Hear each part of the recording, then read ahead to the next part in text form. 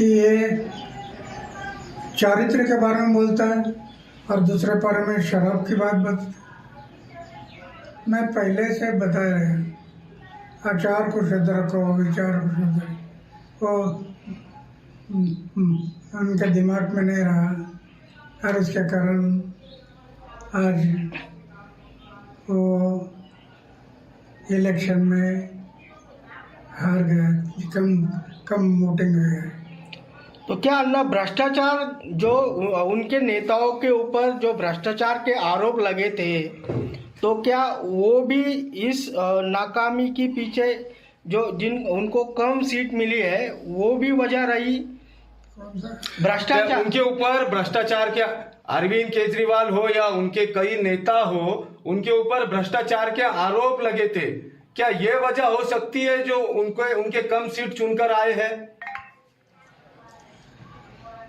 राजनीति में आरोप प्रत्यारोप होते रहते हैं, लेकिन जब आरोप होते हैं तो ये आरोप कैसे गलत है वो जनता को दिखाना जरूरी है कि ये मेरे ऊपर जो आरोप हुआ ये गलत है। ये साबित करना पड़ता है। जो साबित होगा तो कोई नहीं बिगाड़ सकता है। वो सच हमेशा सच होता है, झूठा हमेशा झूठ होता है। तो सच के मार्ग से जाना चाहिए। कई बार ऐसा आरोप भी लगा है क्या अन्ना हजारे के वजह से अरविंद केजरीवाल जो है तो दिल्ली पे सत्ता पर अन्ना हजारे के ही वजह से अरविंद केजरीवाल दिल्ली पे सत्ता पर बैठे, उन्हीं के साथ वो अनशन करते थे। बार बार आप पे उंगलियां उठाई गई और अभी भी उठाई जाती है। कैसे देखते हैं अन्ना इसे? ये बराबर नहीं है।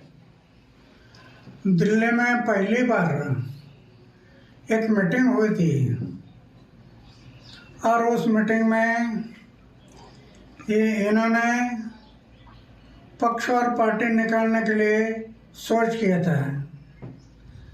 मीटिंग इसके लिए थी और जिनको पक्ष और पार्टी में जाना है वो मीटिंग के लिए आ जाओ। मैंने देखा, मैंने तय किया पक्ष और पार्टी में मैं नहीं जाऊंगा, किसी पक्ष और पार्टी में मैं नहीं जाऊंगा।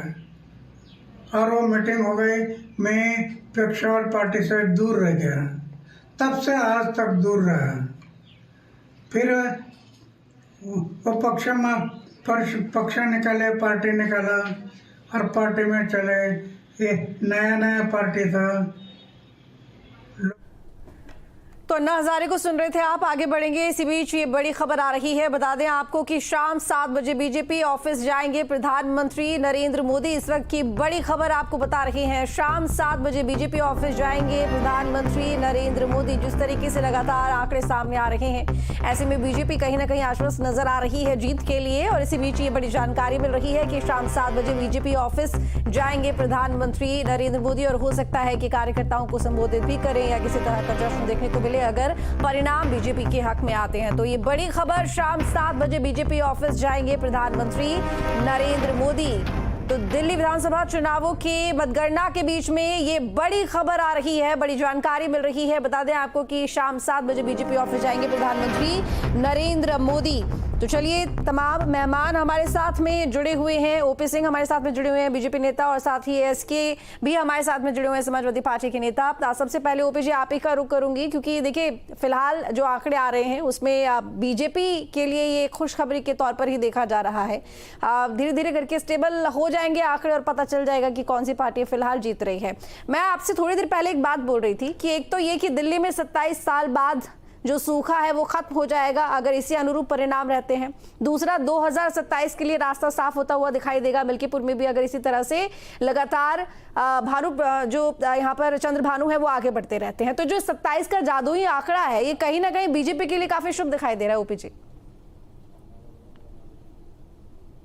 जनादेश है, जनता हमारे साथ है, सारे जो है आंकड़े हमारे साथ है, इसलिए हम जनादेश को सिर माथे रखते हैं।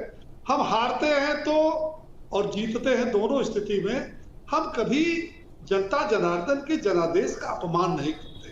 हम संवैधानिक संस्थाओं का कभी अपमान नहीं करते। हम विपक्ष में भी रहे ऋतु जी, ऐसा तो है नहीं, हम विपक्ष में भी रहे, तब भी हमने किसी का अपमान नहीं किया। लेकिन समाजवादी पार्टी अखिलेश यादव जो संविधान की कसमें खाते थे, संविधान बचाओ 2024 में नारा लगाया था, किस तरह से उन्होंने कफन पहना दिया चुनाव आयोग को एक संवैधानिक। कालका जी के लोग खून के आंसू हुए और 5 साल तो विशेष रूप से कुछ निकाल के नहीं हुआ है जब तक आतिशी आई है। और being a PWD minister, being a chief minister रहते हुए सी डिडंट डू एनीथिंग। आम आदमी पार्टी ने जो मुद्दा बनाया था गुंडागर्दी पार्टी, जो तमाम, आपको लगता है कि फेल हुए हैं ये सब चीजें? नहीं, देखो इनका मुद्दा बिल्कुल अपने पे गिरबान में झांक के देखा नहीं। केजरीवाल से बड़ी गुंडागर्दी किसने की?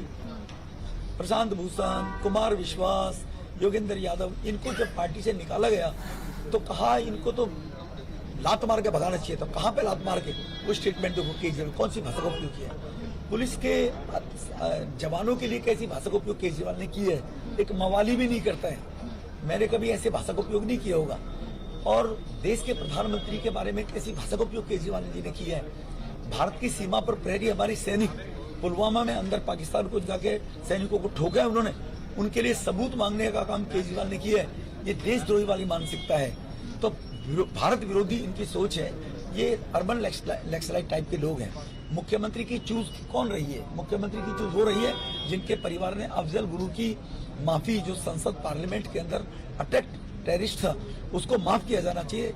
उसकी कोई अगर मर्सी पिटीशन डाली तो आतिशी के मदर फादर ने डाली थी। पार्टी कोई बड़ी जिम्मेदारी देती है तो क्या कहेंगे सर? मेरे लिए बहुत बड़ी जिम्मेदारी है। 3 बार विधायक मुझे बनाया, 2 बार सांसद बनाया, इससे बड़ी जिम्मेदारी पार्टी को क्या देगी? देश के अंदर 145 करोड़ लोग हैं, राजनीति में 10,000 लोग हैं और मैं उन 10,000 लोगों में से पार्टी ने मुझे बना रखा है, तो इससे बड़ी मेरी क्या पार्टी जिम्मेदारी है?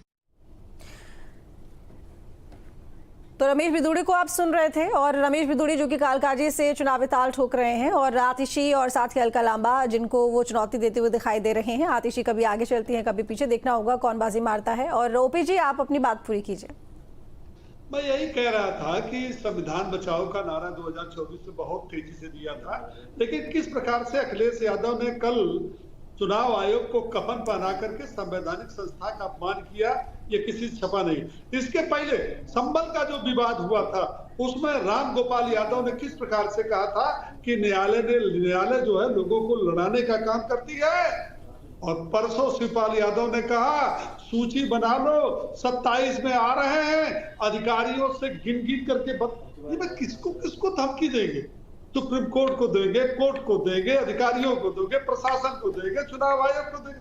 अरे भाई, गुंडई वाला राज खत्म हो गया, वो खत्म हो गया। मुख्तार अंसारी का राज, अतीक अहमद के अंसारी का राज और इनके गुंडों का राज, और वो खत्म हो गया। पीडीए की परिभाषा और एमओआई की परिभाषा कुंदकी देख ले, दिल्ली में देख ले, ये परजीवी पार्टियां हैं। न लखनऊ में इनकी चली, न दिल्ली में उनकी खाता खुली, दोनों परजीवी पार्टी है। और ये तो पूरे देश में चले गए थे, हरियाणा, मध्य प्रदेश, महाराष्ट्र जिताने। मध्य प्रदेश के 70 पीडीए वाले सीटों पर चुनाव लड़े थे आदरणीय अखिलेश यादव। 70 में 1 की जमानत बची थी, 69 की जमानत जब्त हो गई। आप क्यों नहीं जनता जनार्दन के जनादेश को स्वीकार करते हैं? आप उस सच्चाई से मुंह फेर कर अपनी कमियों को छिपाने, दरअसल परिवारवाद, तुष्टीकरण की राजनीति नहीं चलेगी। आप संजोग से वंशवाद के कारण आपको मुख्यमंत्री पद मिला था, आपकी अपनी बदौलत, अपनी कर्मों से आपको कोई